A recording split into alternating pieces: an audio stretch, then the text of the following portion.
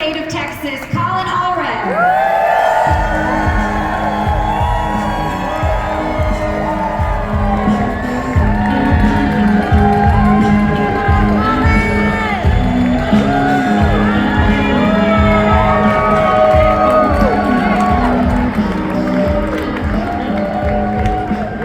Go, Colin! Woo! Okay, I gotta put the microphone up a little bit. We love you! Buenas noches. Buenas noches. Good evening, everybody. Thank you for being here. I want to thank my dear friend. And when we say this, sometimes in Congress we don't mean it, but I do. My dear, dear friend, Lizzie Fletcher. She makes us all so proud. Give her a hand, please.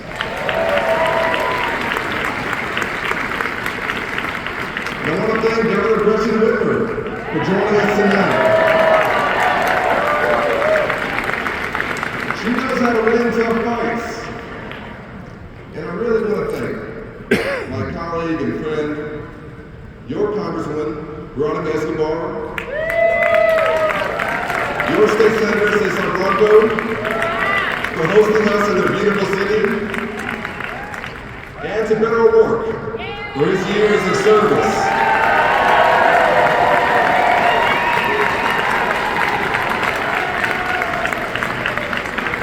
And we're good Democrats here, and we care about working folks. So I want to thank the staff here at the El Paso Convention Center for all their hard work making this weekend possible. It's with great honor and pride that on behalf of myself, my wife Allie, my two perfect, beautiful boys, Jordan and Cameron, my mom Judith, my Aunt Tess, my Uncle Jim, and the generations of Texans that I'm descended from, that included slaves in East Texas, and a former governor, and James V. Allred, the 33rd governor of Texas. It's my honor to be your nominee for the United States Senate.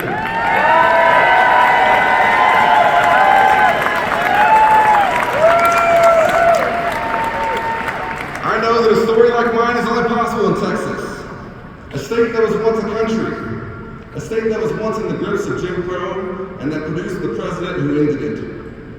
A state that produced the Speaker of the House that ushered in the New Deal, and the first black congresswoman from the South, Barbara Jordan. A state that Americans of every race, creed, faith, background, and identity call home. Only in this great state could the child of a single mother who taught in Texas public schools for 27 years, and we don't pay our teachers enough. Only in this great state could someone who attended good public schools in Dallas, but who struggled at times growing up, but who always had a community to fall back on. Only in this state would I be where I am today. That's why I know that we're not who Ted Cruz says we are. Because if we were, and I really mean this, my story would not have been possible.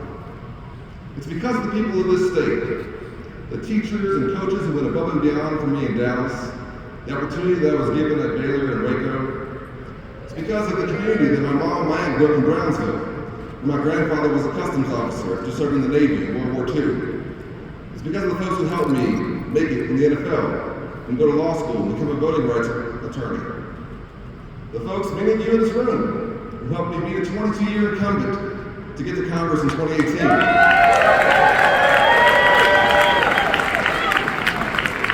It's because of this great state and the people in it that I stand before you now as our nominee. And with God's grace and with your help, I will become the first African American to ever represent our great state in the United States Senate.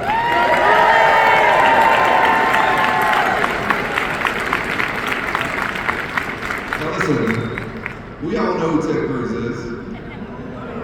He's the guy you hope you don't get sit next to at a barbecue. When I was in the NFL, we had a word for guys like Ted. We called them me guys. Me guys are always looking out for themselves first. On the football field, we learn to work together, put the team above self, to share credit. When there's a me guy on the team, it makes everybody worse. They care more about their own media attention than helping the team win. Unfortunately, Washington, D.C. is full of me guys. But no one, And I know this from my 6 years now in Congress. No one is more self-serving, more disconnected from Texans' needs than Ted Cruz. Ted Cruz is the ultimate me guy. This is a guy who spends hundreds of hours podcasting because he thinks the sound of his own voice is more important than doing the work for Texas families. When we voted to bring high-tech manufacturing jobs back home, Ted said no. Now, billions of dollars are coming to our state to create thousands of Texas jobs, and there's Ted, trying to take credit. Textbook me guy behavior. We voted to lower the cost of prescription drugs for seniors and cap the cost of insulin at $35 a month. There was Ted, voting no. You think the $500,000 he's taking from Big Pharma had anything to do with that? It's hard enough to retire with dignity in this country. But if Ted Cruz gets his way, he'll raise the retirement age and cut Social Security and Medicare. It'd be a nightmare for our seniors who paid into these programs all their lives. And when the lights went out, with the energy capital of the world, only a me guy would think it's okay to fly down to the Ritz-Carlton in Cancun. That's not my Texas. In my Texas, we believe that we is more powerful than me. It's woven through all of our founding documents. Jefferson wrote, "We hold these truths to be self-evident." The Constitution begins, "We the people," in order to form a more perfect union. Lincoln reminded us that we are not enemies. After the ravages of the Civil War, that we are not enemies, but friends. Faith leaders and domestic workers and students braved fire hoses and dogs to tell the world, "We shall overcome." And more recently, millions have been inspired to say, "Yes, we can." Si se puede. And we don't have to be embarrassed by our senator. We can get a new one. That's what it's all about. That's what this is all about. It's about the women in the panhandle standing up to billionaires who want to ban travel on local roads to access abortion. And they're winning, by the way. It's about the Border Patrol agents I met here in El Paso, who confided to me that they're worried about the morale and mental health within their ranks because of the challenges of combating complex fentanyl trafficking, as well as record surges of migrants, all while managing the vital cross-border trade with Mexico. It's about the Republican in Waco who told me that she'd never supported a Democrat before, but she's supporting me because she's worried about our democracy.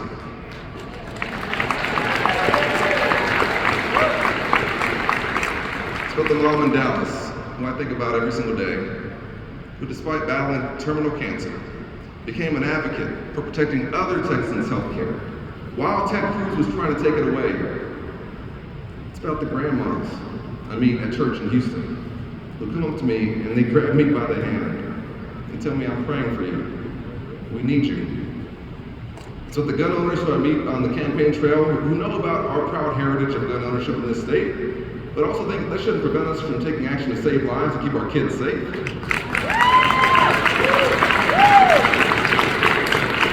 It's the working mom in Arlington, who I met, who told me she's paying $5,000 a month for her arthritis medication, and she needs relief now. And it's about the mother of two, who has a much wanted and much prayed for third pregnancy, and who gets the news that we all hope we don't get. The pregnancy is not viable. The baby's not going to make it. And she now has to make one of the most heartbreaking decisions that any person will ever be faced with.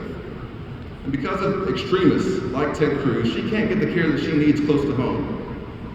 So she has to flee our state under threat of criminal prosecution. That's not my Texas.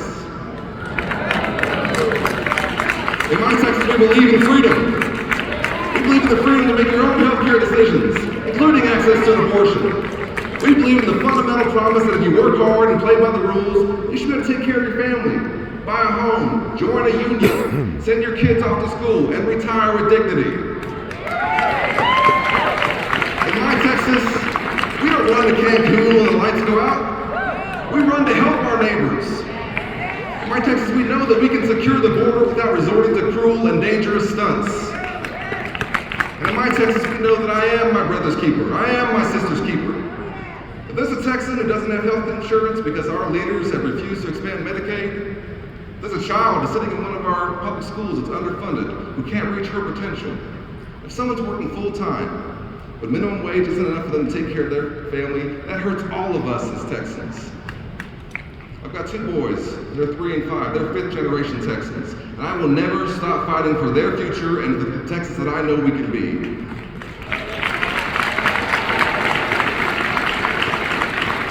And y'all know, I went to Baylor, I went to Waco, I played in the NFL, where folks from all different backgrounds have to come together to work towards a common goal. I know who we are as Texans. I know we have political differences, but we have more that unites us as Texans and divides us. And that's something that Ted Cruz will never understand. I've been named the most bipartisan member of the entire Texas congressional delegation. I'm proud of that. I've worked hard at it. I don't pursue bipartisanship though, just for the sake of it. I do it because it's how you get things done.